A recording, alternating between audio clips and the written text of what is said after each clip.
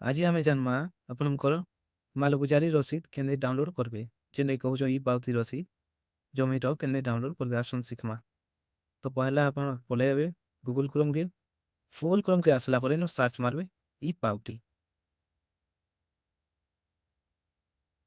ଇ ପାଉଟି ମାରଲା ପରେ ଆପଣଙ୍କୁ କିଛି ସ୍କ୍ରିନ ରେ ଏନ୍ତା ଦେଖାବା। ଆପଣ ପहला लिंक के क्लिक करबे Odisha land revenue payment click करला ପରେ କିଛି ଆପଣଙ୍କୁ ଏନ୍ତା ଦେଖାବା।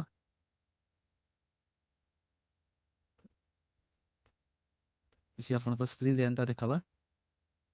ତ ଆସନ୍ ପहला रे पे land revenue download land receive no your transaction and payment status. तो आमे रेंट रिसीव डाउनलोड करवार अच्छे। तो आमे हमर ट्रांजैक्शन आईडी तो नहीं जानी। तो आमे पहले ट्रांजैक्शन आईडी जानवा से हमको क्लिक करवा पड़वा know your transaction ID and payment status. Click करला ପରେ आपको किसी एंता देखावा। आसन फाइनेंशियल ईयर सिलेक्ट करवा मते 2023-24 दरकार से 2023-24 मारुछे। आपको जेनटा दरकार थो आप मारी पारे। आपको जेनटा जेन डिस्ट्रिक्ट डाउनलोड करवार अच्छे आप मारी पारे। डिस्ट्रिक्ट सिलेक्ट करेंगे।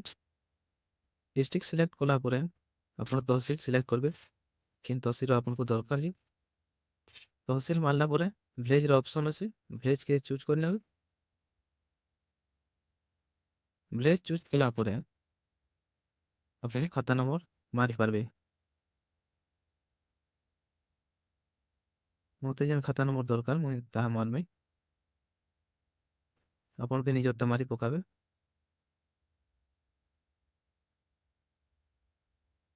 खाता नंबर मारला आपन गेट की क्लिक करबे।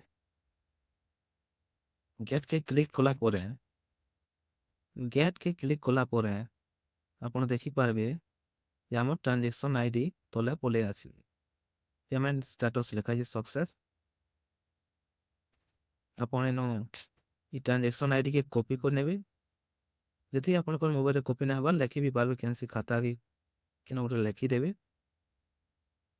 तेहरो हमें पले हम होम चिन्ह के छीनेमा। होम चिन्ह के छीला हमें फिर इनके पले हम download rent receipt. Download rent receipt के हमें क्लिक करमा करा पले इनो आपनको ट्रांजैक्शन आईडी टा पेस्ट करी पकाबे नाले जेनटा लिखि देबे आपन लिखि पकाबे। लिखि करी व्यू मारी नेबे। व्यू मारला आपनकर माल गुजारी रसीद टा पले हवा। पले हला आपन एनु प्रिंट के क्लिक कर नेबे।